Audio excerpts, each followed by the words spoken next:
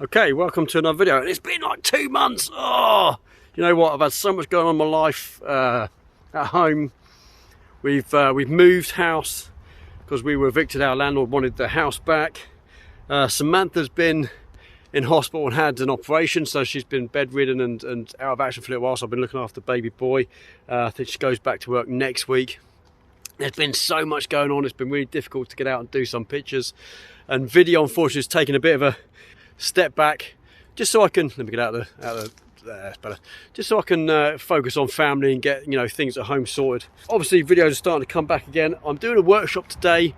It's a natural light workshop.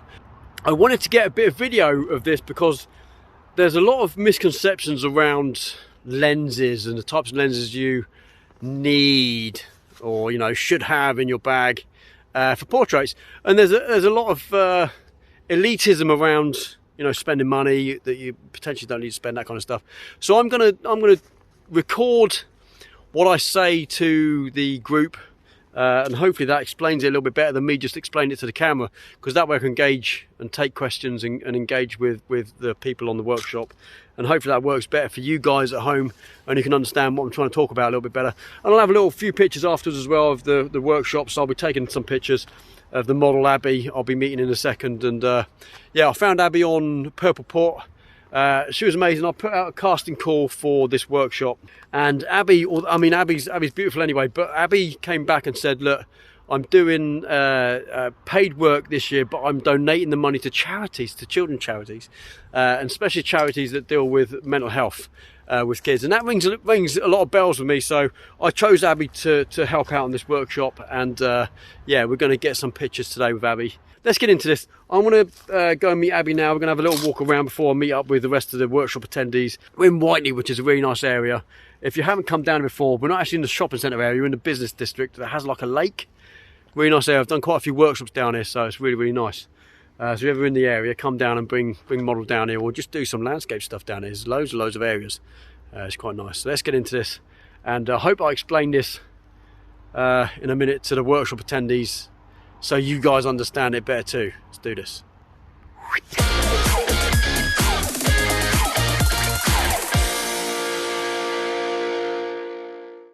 Okay, take a seat, ladies and gents. I'll have Abbey with me in a second when she's ready. Okay, so let's dispel a few myths first. So what's the best portrait lens? Anyone? The one you have with you.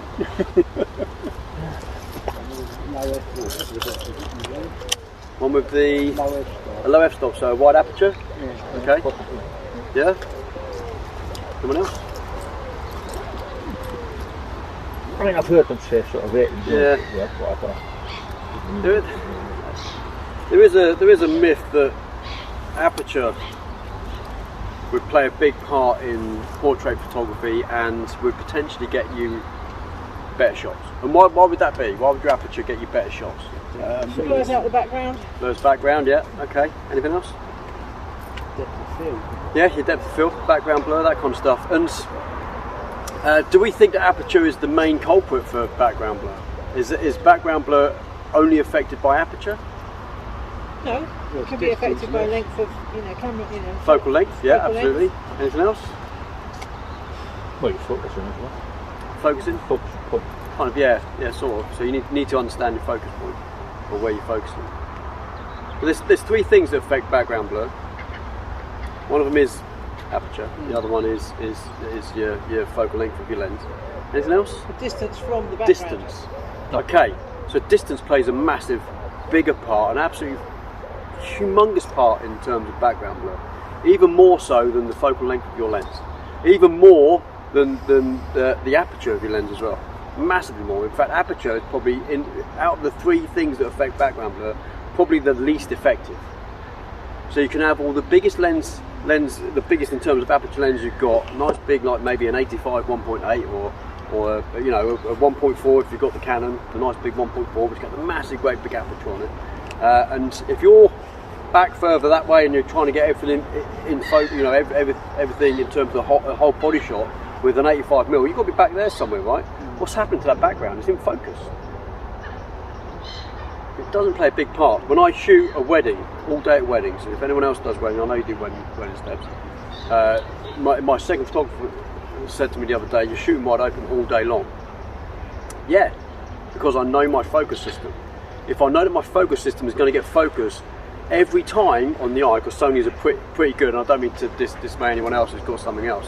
The focus system on this has got eye autofocus. It's been probably it is now probably the standard focus system that other manufacturers are kind of adopting. So the eye autofocus and stuff. Canon have caught up. Nikon I think have caught up now as well. I think. Anyone shoot Nikon? We've got the eye auto new one. The Z7's got really good.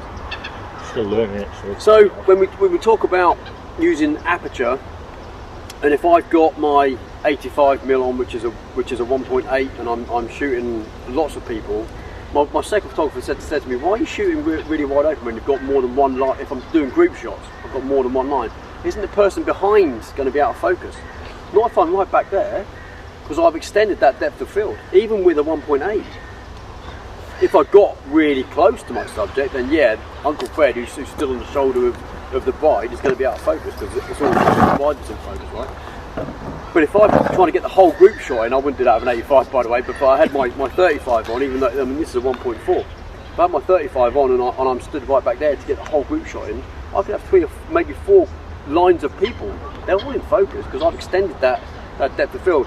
So don't think really expensive, wide, fast lenses are going to be the be-all and end-all of portrait photography, because they're not. They really aren't. I did a paid workshop with a guy who wanted to get into headshot photography, and turned up with a Nikon and a 135, I think it was, f4. He said, "I think I need to buy a new lens." I said, "Why? Why do you think you need to buy a new lens when the lens you've got is a perfectly good portrait, headshot in particular lens? You've got the kit you need. You don't need to be spending loads and loads of money." And we did the workshop. We come away with some really fantastic images. And he was like, "No, you're right. Absolutely. There is absolutely no need to spend what could potentially be upwards of $2.5 grand on a lens you don't need, just to do, or at least to start out a business where you're not actually currently making any money. Why would you have that expenditure now? Why don't you wait? Get your website up and running, get a few shots in your bag, get your website portfolio up to date, and then start making money and then spend it. So don't start spending loads of money." So today we're going to look at what affects background, because we want to separate our subject from the background. That's the whole point of portrait photography. There's no point in having a landscape kind of shot unless that's what you're going to do. That's your creative style. If you want to have that kind of landscape, environmental portrait look, you're probably going to get the background more in focus than you need, unless you get really close up. So I've got a 35mm lens on, so if I take a shot, Abby, do you mind if I just stand there? We'll do pose and stuff in a minute. If I put my camera set up first. I should have thought about earlier.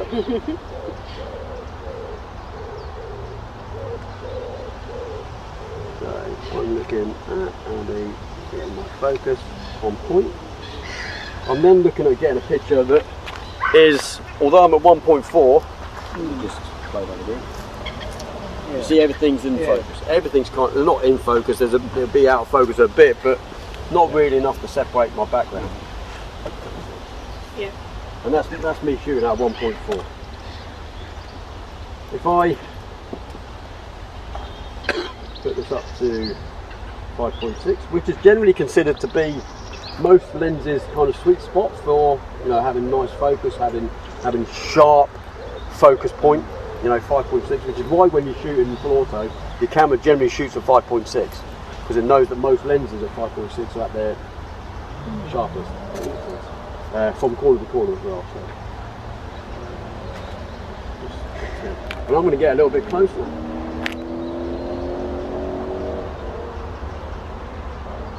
At 5.6, I now have a background. It's a bit light, I'm afraid. I now have a background more out of focus, and that's at 5.6.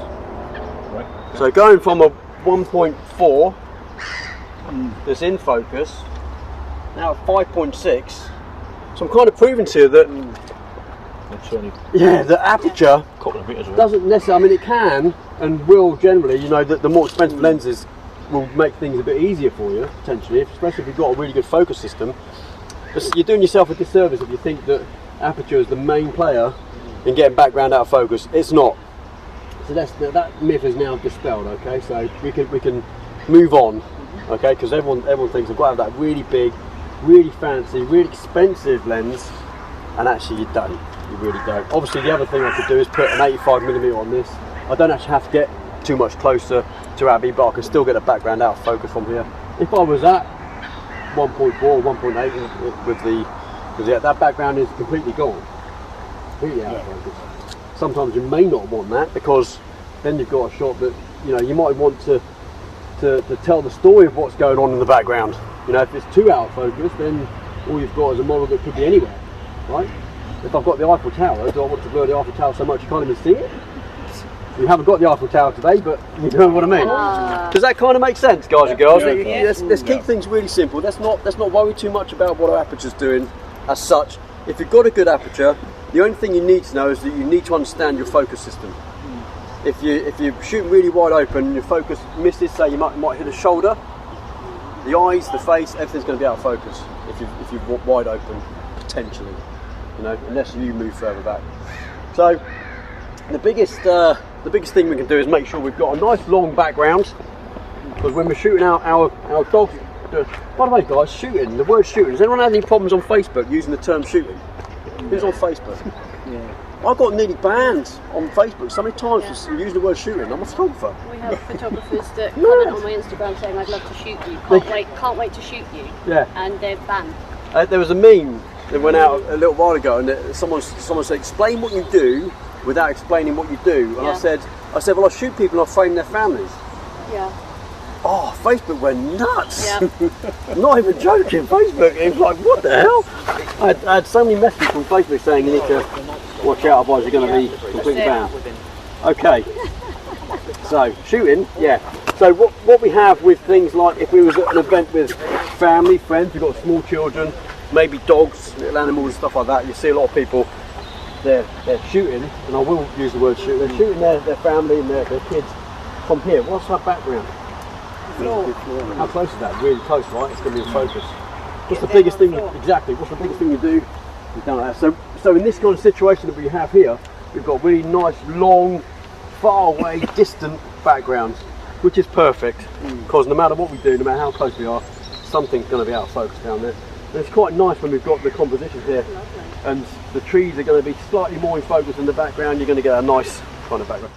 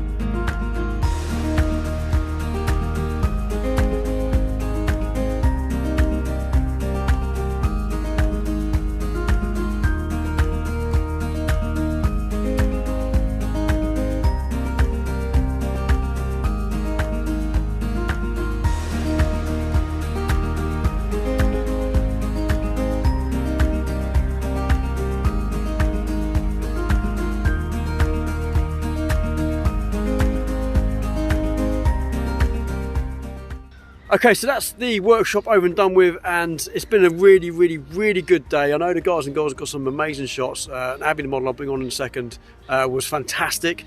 And I just want to reiterate about expensive lenses and this myth that you have to have really expensive lenses to get these shots, and you really, really don't. And I've said this a lot, and I've done workshops specifically on headshot photography using stock lenses, and it just works. You don't need these really expensive lenses. So anyway, that's me going off on a tangent. We're done with the workshop. Here's Abbey to explain where we can find her online. Where can we find you online? I'm online on PurplePort and also on Instagram as well. I found you through PurplePort. Yep. Now, Abbey has obviously Abbey's being paid for today, but actually, what are we doing with your payment, Abbey? Because this is the reason why I chose Abbey. Because Abbey is actually a bit of a saint. I wouldn't say I'm a saint. Basically, but all the paid work that I'm doing this year in 2022, and possibly even beyond that if people keep employing me, is going towards children's mental health charities. As I found with my own son over lockdown, a lot of the children that have gone back into education, or maybe haven't even been able to go back into education due to that lockdown, their mental health has absolutely, I don't know, skyrocketed. It's going to be the one thing that I think this country is possibly going to be leaning on the most. And again, it's something that we as the grown-ups don't have the answers to. We can't give these children the answers, and we kind of feel a bit guilty, really.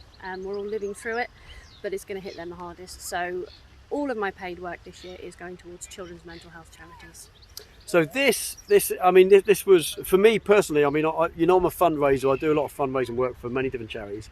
And, this rings a lot of bells and is heartfelt in terms of where my family dynamic lands and stuff like that, because we've obviously got, and if you know me, you know what I'm talking about.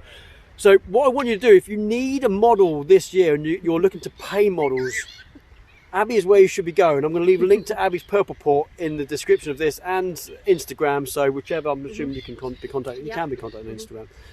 So definitely go and check Abbey out, and Abbey's an amazing model anyway, and a photography is, you do photography as well, Little bit photography. So Abbey dabbles in photography and the modelling side of things. So go and check Abbey out. Amazing work. Thank you very much for today. You were a star. Waiting around these workshops for the modelling is often quite difficult and tedious, and it gets a little bit mundane at times, but you did really well, which is fantastic, and you had a lot of input, which is really good. I really liked that. It was really good. It's a nice supportive bunch as well. Absolutely. Everybody learned something from everybody else too. Yeah, absolutely fantastic. Okay, thank you very much, guys and girls. We'll see you in another video. Take care. See you soon. Bye.